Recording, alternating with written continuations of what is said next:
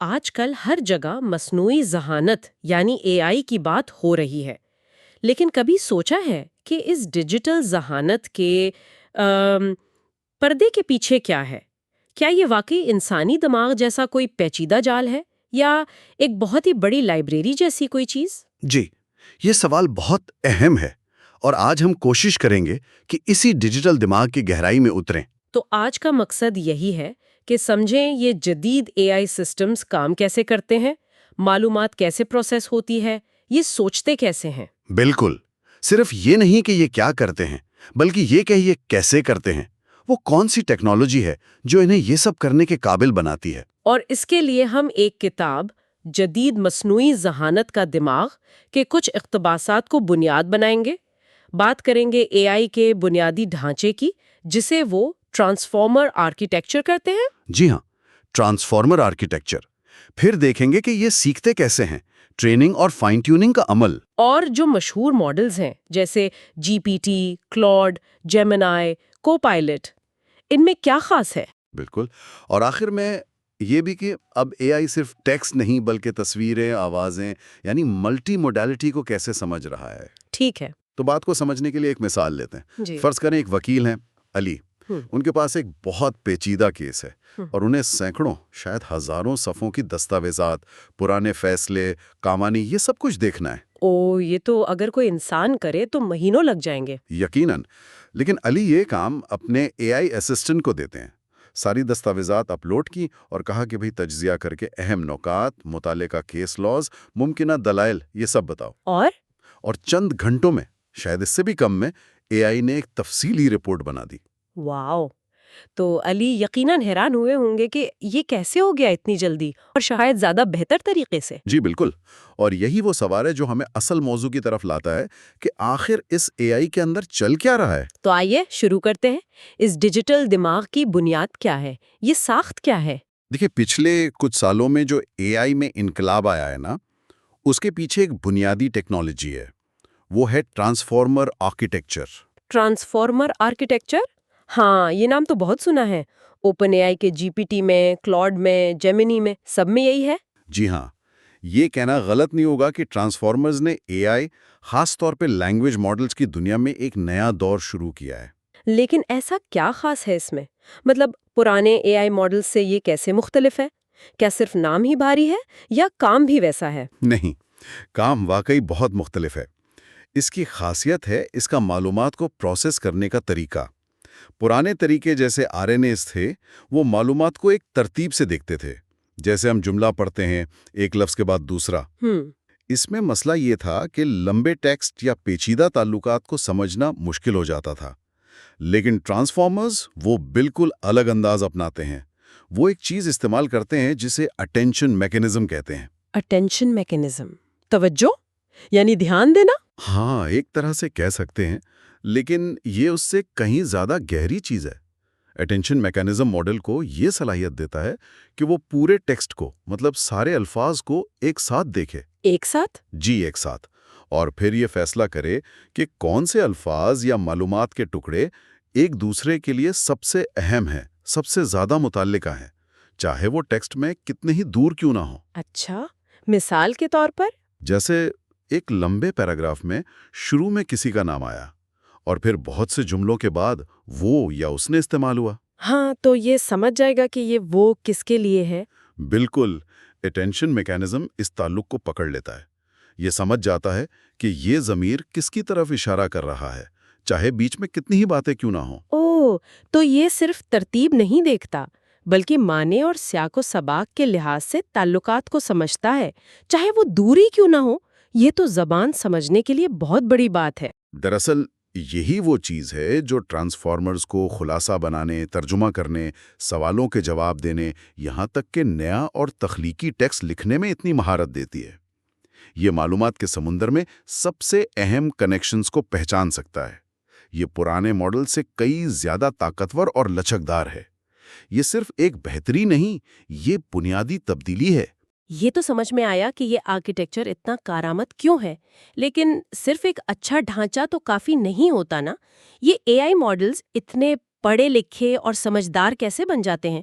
ان کا سیکھنے کا عمل کیا ہے؟ کیا ان کا کوئی اسکول ہے؟ ہاں ہاں، اسکول تو نہیں، لیکن ٹریننگ بہت سخت اور وسیع ہوتی ہے۔ عام طور پر 2 یا 3 بڑے مرحلے ہوتے ہیں۔ پہلا ہے پری ٹریننگ۔ پری ٹریننگ؟ جی، اس میں ماڈل کو بہت زیادہ بے تحاشا ڈیٹا پڑھایا جاتا ہے۔ یہ ڈیٹا انٹرنیٹ سے آتا ہے، اربوں ویب پیجز، لاکھوں کتابیں، مضامین، ریسرچ پیپرز، کوڈ۔ اور اب تو تصویریں اور آوازیں بھی۔ بالکل، اب تو تصویریں، آڈیو، ویڈیو ڈیٹا بھی شامل ہے۔ مقصد یہ ہوتا ہے کہ ماڈل کو زبان کے اصول، گرامر، دنیا کا عام علم، حقائق اور مختلف چیزوں کے درمیان تعلقات سکھائے جائیں۔ سمجھے کہ اسے ایک ڈیجیٹل انسائکلوپیڈیا بنا دیا جاتا ہے۔ یعنی ایک بہت بڑی علمی بنیاد تیار کی جاتی ہے۔ جی۔ لیکن اتنے سارے ڈیٹا میں تو غلط معلومات یا نامناسب مواد بھی تو ہو سکتا ہے، اس کا کیا ہوتا ہے؟ بالکل صحیح نکتہ اٹھایا آپ نے۔ پری ٹریننگ علم تو دیتی ہے، لیکن وہ علم ہمیشہ صحیح، مفید یا محفوظ نہیں ہوتا۔ یہیں پر دوسرا اہم مرحلہ آتا ہے، فائن ٹیوننگ۔ فائن ٹیوننگ، اچھا۔ اس کا مقصد ہوتا ہے ماڈل کو مخصوص کاموں کے لیے بہتر بنانا اور اسے انسانوں کے لیے زیادہ محفوظ اور کارآمد بنانا۔ اب فائن ٹیوننگ کے بھی کئی طریقے ہیں، اور یہاں ہمیں کچھ دلچسپ فرق نظر آتے ہیں۔ جیسے وہ اوپن اے آئی والا طریقہ RLHF جس کا بڑا ذکر سنتے ہیں۔ جی ہاں، RLHF یعنی reinforcement learning with human feedback, یہ بہت مقبول ہے۔ اس میں کیا ہوتا ہے کہ انسان AI کے مختلف جوابات کو دیکھتے ہیں، ان کا موازنہ کرتے ہیں اور انہیں درجہ بندی دیتے ہیں کہ یہ جواب زیادہ اچھا ہے، یہ کم اچھا، یہ زیادہ مددگار ہے۔ اچھا۔ تو AI اس انسانی فیڈ بیک سے سیکھتا ہے کہ کس قسم کے جوابات اچھے سمجھے جاتے ہیں اور کن سے بچنا چاہیے۔ یہ AI کو انسانی توقعات کے مطابق ڈھالنے کی کوشش ہے۔ تو یہ گویا انسانی پسند ناپسند کی بنیاد پر AI کو سدھارنا ہے۔ لیکن کتاب میں اینتھروپک کے کلاڈ ماڈل اور کانسٹیٹیوشنل AI کا بھی ذکر تھا۔ وہ کیا ہے؟ وہ RLHF سے الگ کیسے ہے؟ ہاں، وہ ایک الگ اور کافی دلچسپ حکمت عملی ہے۔ کانسٹیٹیوشنل AI میں وہ AI کو براہ راست انسانی فیڈ بیک پر پوری طرح انحصار کروانے کے بجائے اصولوں کا ایک سیٹ دیتے ہیں، ایک طرح کا آئین۔ آئین؟ کیسا آئین؟ اس میں بنیادی اصول ہوتے ہیں، جیسے نقصان دہ مواد مت بناؤ، مددگار بنو، ایماندار رہو، وغیرہ وغیرہ۔ AI کو ٹرین کیا جاتا ہے کہ وہ اپنے جوابات کو خود ان اصولوں کی کسوٹی پر پرکھے اور بہتر بنائے۔ یعنی AI خود اپنی نگرانی کرتا ہے۔ اوہ، یہ تو واقعی ایک بنیادی فرق ہے۔ ایک طرف انسانوں کی رائے، دوسری طرف پہلے سے طے شدہ اصول۔ کیا اس سے ان AI ماڈلز کے رویے میں کوئی فرق نظر آتا ہے عملی طور پر؟ ممکنہ طور پر ہاں، خاص طور پر جب AI کو کوئی نئی، غیر متوقع یا اخلاقی طور پر الجھی بھی صورتحال پیش آئے۔ RLHF والا ماڈل شاید وہ جواب دے جو اسے لگتا ہے انسان پسند کریں گے، جبکہ کانسٹیٹیوشنل AI والا ماڈل شاید اپنے اصولوں پر قائم رہنے کی کوشش کرے، چاہے وہ جواب اتنا مقبول نہ بھی ہو۔ دونوں کا مقصد AI کو ذمہ دار بنانا ہے، لیکن راستہ الگ ہے۔ یہ صرف ٹیکنیک کا فرق نہیں، یہ AI کی شخصیت بنانے کا بھی سوال ہے۔ یہ جاننا واقعی بہت اہم ہے کہ یہ ٹولز کیسے سیکھتے ہیں اور بہتر ہوتے ہیں۔ اچھا، اب ذرا ان مشہور ناموں پر آتے ہیں جو روز سنتے ہیں۔ GPT، کلاڈ، جیمینائی، کو پائلٹ، کیا یہ سب ایک جیسے ہی ہیں یا ان میں کوئی خاص فرق ہے؟ کتاب میں ان کی کچھ طاقتوں کا ذکر ہے، ذرا اس پر بات کریں۔ یقیناً ان میں فرق ہے۔ حالانکہ بنیادی ٹیکنالوجی اکثر ٹرانسفارمرز ہی ہوتی ہے، لیکن ان کی ٹریننگ، ان کے مقاصد، جس ڈاٹا پر انہیں فائن ٹیون کیا گیا ہے، وہ انہیں الگ الگ صلاحیتیں دیتے ہیں۔ کچھ مثالیں دیکھتے ہیں۔ سب سے پہلے اوپن اے آئی کا چیٹ GPT۔ کتاب کہتی ہے کہ یہ تخلیقی کاموں میں، آئیڈیاز جوڑنے میں اور وسیع بات چیت میں بہت اچھا ہے۔ ہاں، چیٹ GPT کو اکثر اس کی تخلیقی صلاحیت یعنی کریٹیوٹی کے لیے جانا جاتا ہے۔ مضامین لکھنا، کہانیاں بنانا، مارکیٹنگ کے لیے کچھ لکھنا، مختلف موضوعات پر گہرائی میں بات کرنا، یہاں تک کہ کوڈنگ میں بھی کافی اچھا سمجھا جاتا ہے۔ اس کی ٹریننگ اسے زبان کے مختلف اور تخلیقی استعمال کے قابل بناتی ہے۔ یہ ایک طرح کا آل راؤنڈر ہے۔ ٹھیک ہے، پھر ہے اینتھروپک کا کلاڈ۔ اس کے بارے میں کہا گیا کہ یہ زیادہ محتاط ہے، باریک بین ہے اور پروفیشنل انداز ہے۔ بالکل، کلاڈ کو بناتے وقت سیفٹی اور قابل اعتماد جوابات پر زیادہ زور دیا گیا ہے، جو ان کے کانسٹیٹیوشنل AI والے فلسفے سے بھی ملتا ہے۔ یہ اکثر لمبے یا پیچیدہ ڈاکیومنٹس کا تجزیہ کرنے، قانونی یا تکنیکی متن سمجھنے اور ایسے کاموں میں بہتر مانا جاتا ہے جہاں درستگی اور احتیاط بہت ضروری ہو۔ شاید یہ GPT جتنا فلیشی نہ ہو، لیکن بعض کاموں کے لیے زیادہ قابل بھروسہ ہو سکتا ہے۔ اور گوگل کا جیمنائی؟ اس کی خاص بات کتاب میں حقیقی وقت کی معلومات اور ملٹی موڈل صلاحیت کا ذکر تھا۔ جیمنائی کی ایک بڑی طاقت ہے گوگل کا سرچ انجن اور ریئل ٹائم ڈیٹا تک رسائی۔ مطلب یہ اکثر تازہ ترین معلومات دینے میں دوسروں سے بہتر ہو سکتا ہے، جیسے اگر آپ حالیہ واقعات یا سٹاک مارکیٹ پر پوچھیں۔ اچھا۔ دوسرا، جیمنائی کو شروع سے ہی ملٹی موڈل صلاحیتوں کے ساتھ بنایا گیا ہے، یعنی یہ ٹیکسٹ، تصویریں، آڈیو، کوڈ، ان سب کو ایک ساتھ سمجھنے اور ان پر کام کرنے میں کافی آگے ہے۔ اور آخر میں مائکروسافٹ کا کو پائلٹ، وہ کہاں ہے اس تصویر میں؟ کو پائلٹ کی سب سے بڑی پہچان ہے مائکروسافٹ کے ماحول، خاص طور پر ونڈوز اور مائکروسافٹ 365 یعنی آفس ایپس کے ساتھ اس کی گہری انٹیگریشن۔ اس کا بنیادی مقصد ہے صارف کو ان کے روزمرہ کے کاموں میں مدد دینا، جیسے آؤٹ لک میں ای میل لکھنا، ورڈ میں رپورٹ بنانا، ایکسل میں ڈیٹا کا تجزیہ کرنا یا ٹیمز میں میٹنگ کا خلاصہ بنانا۔ یہ ایک طرح کا پروڈکٹیوٹی اسسٹنٹ ہے جو آپ کے کام کے فلو کا حصہ بن جاتا ہے۔ تو خلاصہ یہ ہوا کہ ہر ماڈل کی اپنی خاصیت ہے، کوئی تخلیقی ہے، کوئی محتاط، کوئی تازہ ترین معلومات اور ملٹی موڈیلٹی میں اچھا ہے، اور کوئی دفتری کاموں میں مددگار ہے۔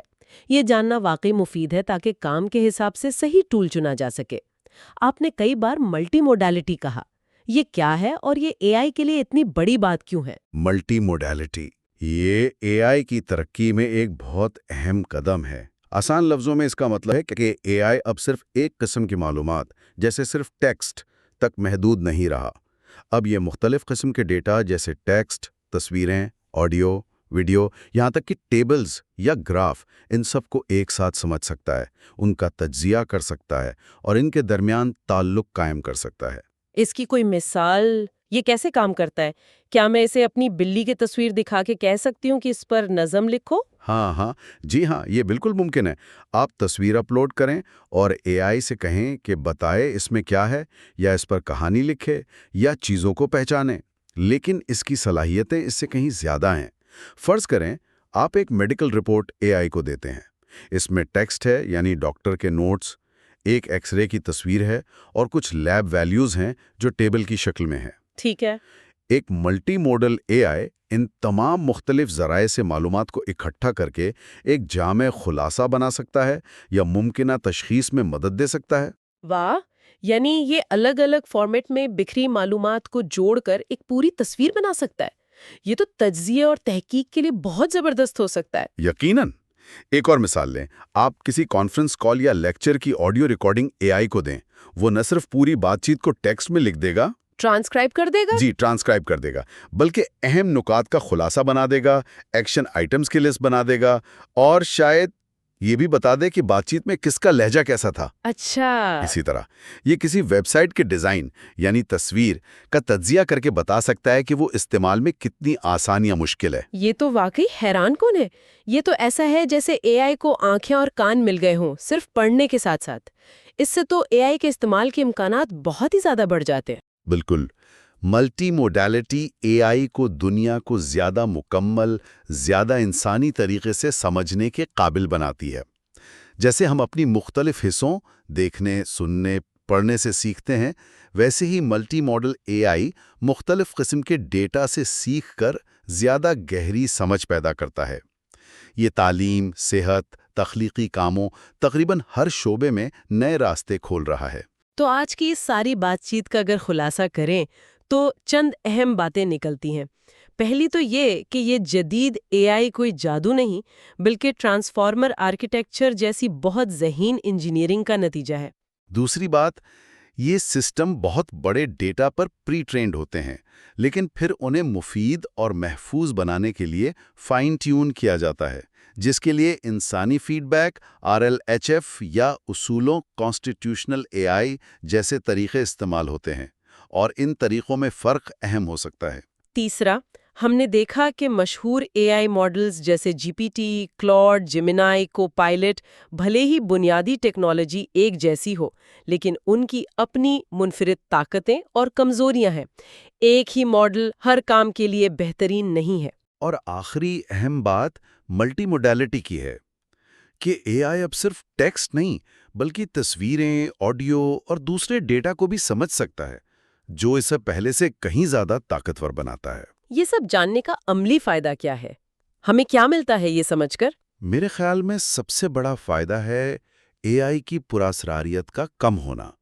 جب ہم سمجھتے ہیں کہ یہ ٹیکنالوجی پس پردہ کام کیسے کرتی ہے، تو ہم اس کی صلاحیتوں کا بہتر اندازہ لگا سکتے ہیں، اور جو زیادہ اہم ہے، اس کی حدود کو بھی پہچان سکتے ہیں۔ صحیح۔ ہمیں یہ سمجھنے میں مدد ملتی ہے کہ اے آئی کب قابل اعتماد ہے اور کب نہیں۔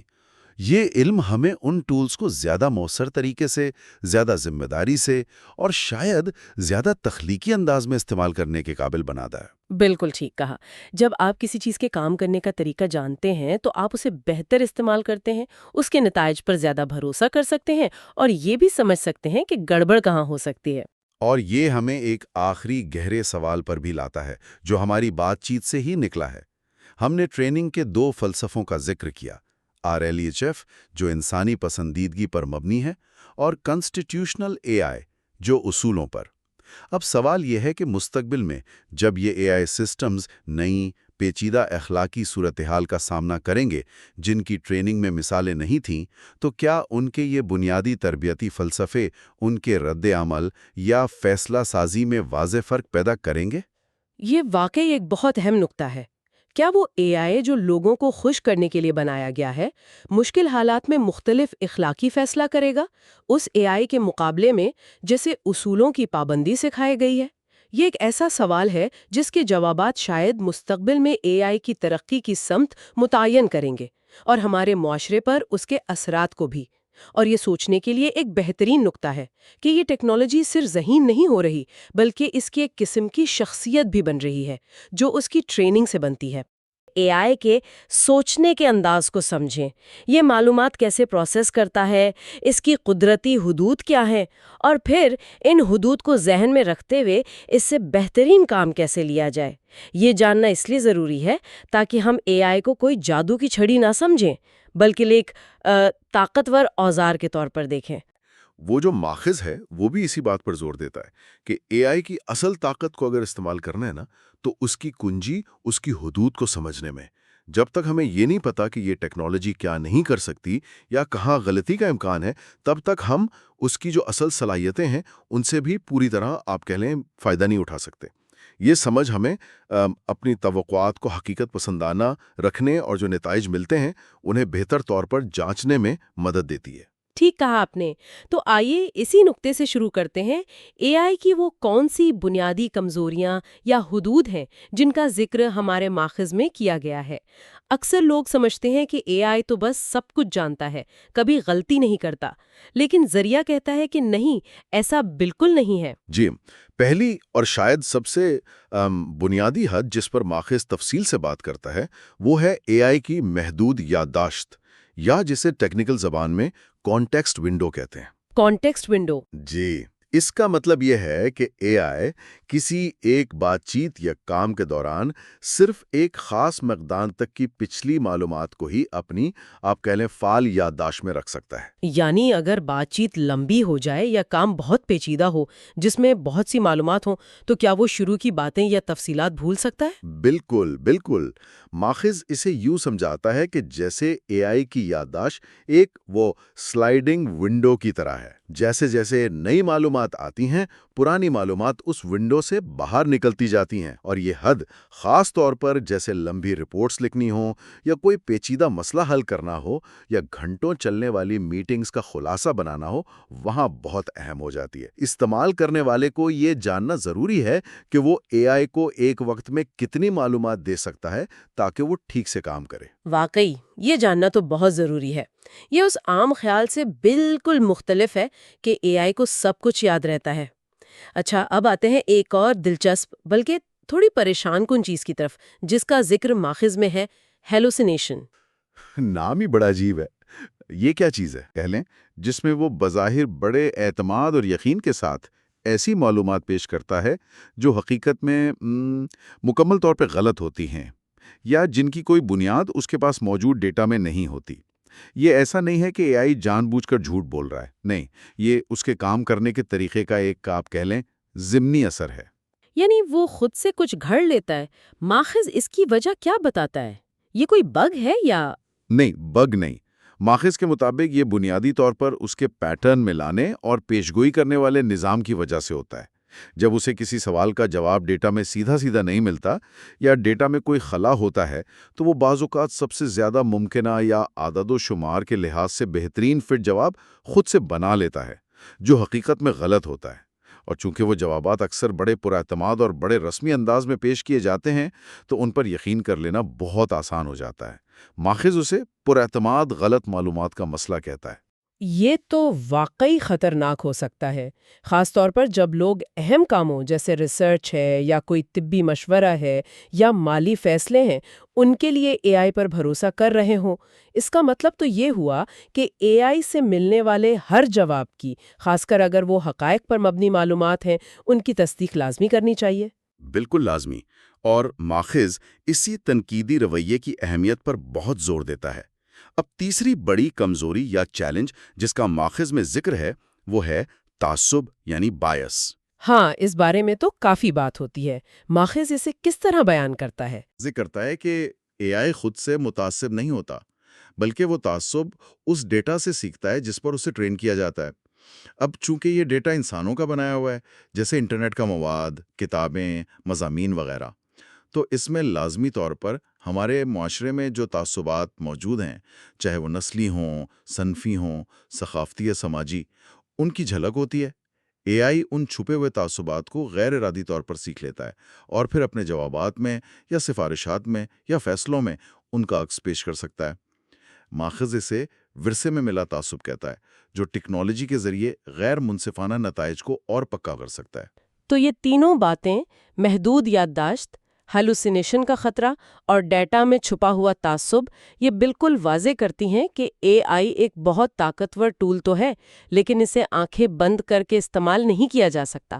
ہمیں اس کے ساتھ کام کرتے ہوئے ہوشیار رہنا ہوگا اور تنقیدی سوچ رکھنی ہوگی۔ بالکل۔ اور ماخذ کا ایک اہم اصول یہی ہے کہ بھئی اے آئی کی طاقت کو ذمہ داری سے استعمال کرنا ہے تو ان حدود کا گہرا شعور لازمی ہے۔ ان حدود کے باوجود، جیسا کہ آپ نے کہا، اے آئی روزمرہ کے کاموں میں، خاص طور پر پروفیشنل ماحول میں ایک انقلاب لا رہا ہے۔ ہمارے ماخذ میں علی نامی ایک قانونی پیشور ہیں، ان کی مثال دی گئی ہے جو اے آئی کو بہت مؤثر طریقے سے استعمال کرتے ہیں۔ ذرا دیکھیں کہ وہ ان حدود کو جانتے ہوئے بھی اے آئی سے کیسے فائدہ اٹھاتے ہیں۔ جی، علی کی مثال ماخذ میں اس لیے دی گئی ہے تاکہ یہ واضح ہو سکے کہ اے آئی کا مؤثر استعمال صرف یہ نہیں کہ کوئی ایک ٹول چلا لیا، بلکہ یہ سمجھنا ہے کہ مختلف کاموں کے لیے مختلف اے آئی ماڈلز کی اپنی اپنی خاص طاقتیں اور کمزوریاں ہوتی ہیں۔ علی ایک ہی بڑے کام کے مختلف حصوں کے لیے کئی اے آئی ٹولز کا ایک آپ کہہ لیں مجموعہ استعمال کرتا ہے، گویا اس نے اپنی ایک ڈیجیٹل ٹیم بنا رکھی ہے۔ یہ تو دلچسپ ہے۔ تو وہ کیسے کرتا ہے یہ؟ جیسے جب اسے کسی قانونی کیس کے لیے دلائل تیار کرنے ہوں تو شروعات کیسے کرتا ہے؟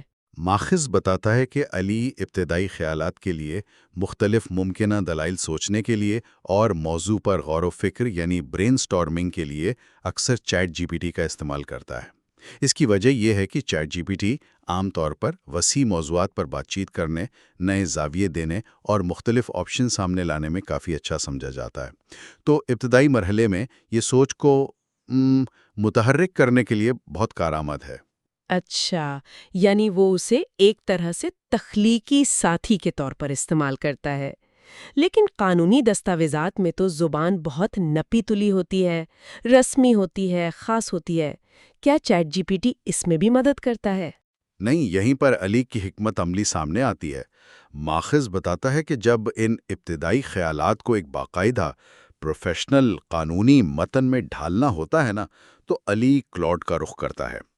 کلاؤڈ کو عام طور پر زیادہ تفصیلی، تجزیاتی اور باریک بین سمجھا جاتا ہے، خاص طور پر جب لمبی اور پیچیدہ تحریریں لکھنی ہوں اور زبان کی نزاکتیں اہم ہوں۔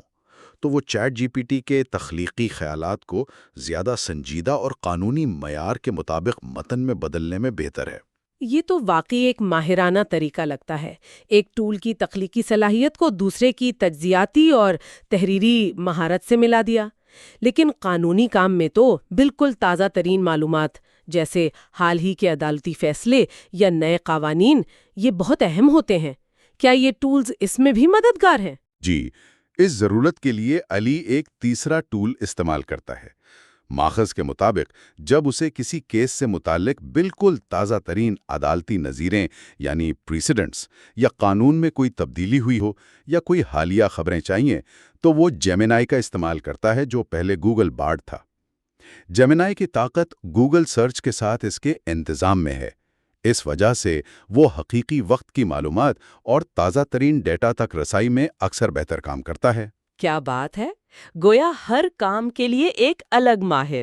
تو اب علی کے پاس ابتدائی خیالات بھی آ گئے، رسمی متن بھی بن گیا اور تازہ ترین شواہد بھی مل گئے۔ اس سب کو اکٹھا کیسے کیا جاتا ہے؟ آخری مرحلے کے لیے جب سارا مواد تیار ہو جاتا ہے تو علی اسے ایک منظم، خوبصورت فارمیٹ شدہ دستاویز میں ترتیب دینے کے لیے کو پائلٹ استعمال کرتا ہے۔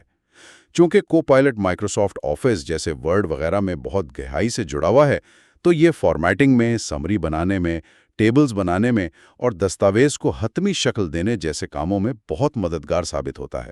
واہ، یہ تو واقعی ایک مکمل ورک فلو ہے۔ علی نے تو گویا 4 مختلف اے آئی اسسٹنٹس کی ایک ٹیم بنائی ہوئی ہے، ہر ایک اپنی خاص مہارت کے ساتھ۔ یہ مثال صرف ٹولز کے نام بتانے سے کہیں زیادہ ہے، یہ اے آئی کے مؤثر استعمال کے پیچھے جو سوچ ہے نا، اسے ظاہر کرتی ہے۔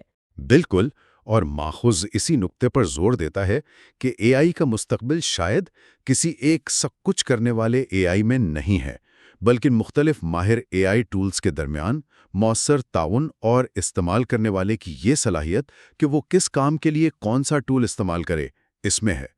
علی کی مثال یہی دکھاتی ہے کہ اصل مہارت اے آئی کو استعمال کرنے کے ساتھ ساتھ اس کے نتائج کو سمجھنے، ان پر تنقیدی نظر ڈالنے اور انہیں ملا کر ایک بہتر نتیجہ حاصل کرنے میں ہے۔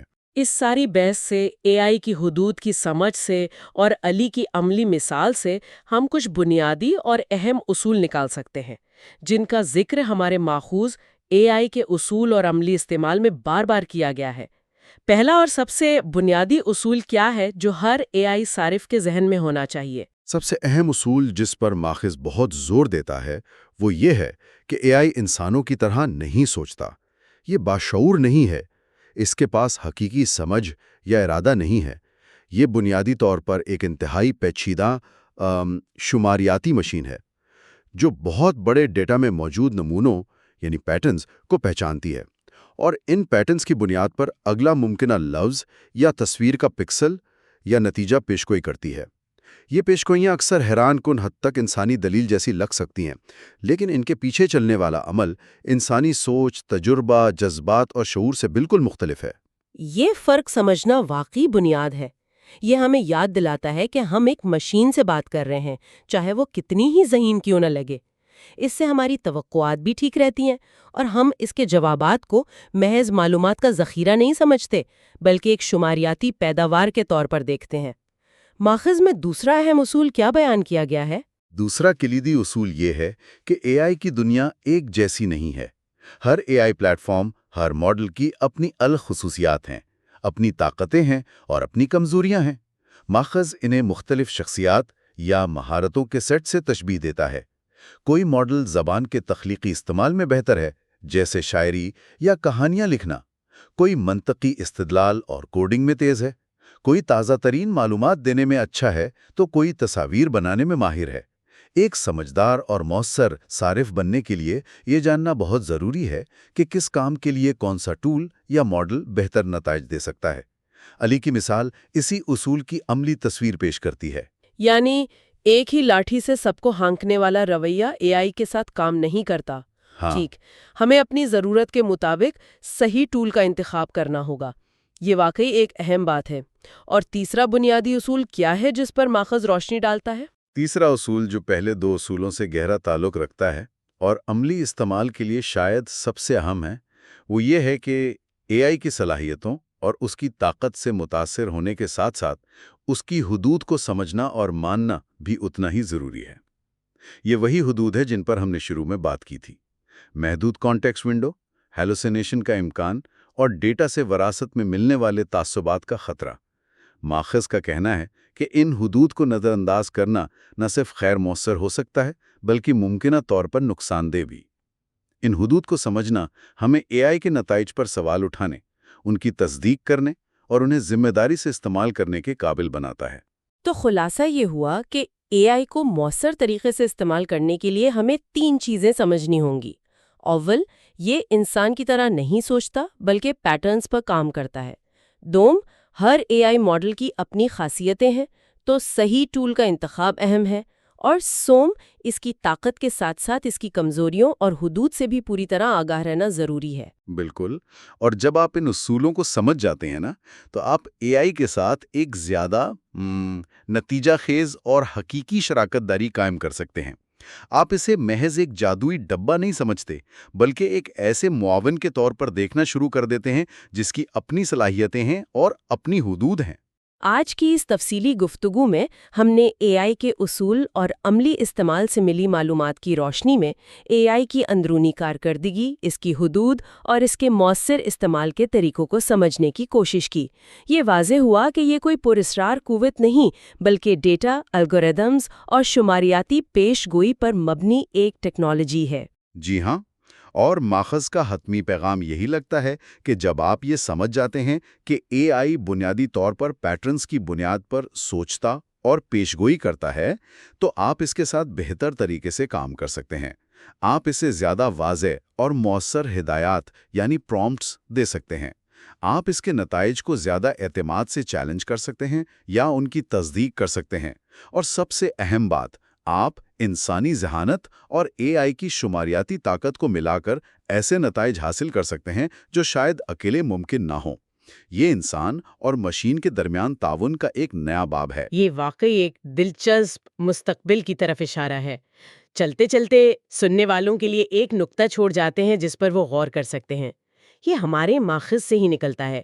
اگر اے آئی بنیادی طور پر اپنے ٹریننگ ڈیٹا میں موجود پیٹرنز کو پہچاننے اور ان کی بنیاد پر پیشگوئی کرنے پر مبنی ہے، تو کیا یہ کبھی حقیقی معنوں میں نیا یا غیر متوقع کچھ سوچ سکتا ہے؟ کیا یہ ممکن ہے کہ اے آئی ایسی تخلیقی غلطیاں کرے جو بالکل نئی دریافتوں کا باعث بنے، جیسے انسانی تاریخ میں اکثر حادثاتی طور پر ہوا ہے؟ مثال کے طور پر پینیسلین کی دریافت۔ کیا اے آئی کبھی اپنے ڈیٹا کے پیٹرن سے باہر نکل کر کچھ دریافت کر پائے گا؟ یہ ایک بہت گہرا اور فلسفیانہ سوال ہے۔ اس کا جواب ابھی کسی کے پاس نہیں ہے۔ یہ اے آئی کی تحقیق کا ایک بڑا چیلنج بھی ہے اور دلچسپی کا مرکز بھی۔ کیا حقیقی تخلیقی صلاحیت صرف پیٹرن توڑنے سے آتی ہے؟ اس پر غور و فکر یقیناً جاری رہے گا۔ اور اسی سوچ کے ساتھ ہم آج کی گفتگو ختم کرتے ہیں۔ اگلی بار ہم وقت میں پیچھے جائیں گے اور اے آئی کی دلچسپ تاریخ کا جائزہ لیں گے۔ 1960 کی دہائی کے ایک بہت ہی ابتدائی اور سادہ چیٹ بوٹ ایلائزا سے لے کر آج کے ماڈرن ترین متعدد جہدی اور طاقتور اے آئی ایجنٹس تک کا سفر۔ یہ جاننا کہ ہم اتنی جلدی یہاں تک کیسے پہنچے یقیناً بہت دلچسپ ہوگا۔ وہ گفتگو یقیناً سننے کے لائق ہوگی۔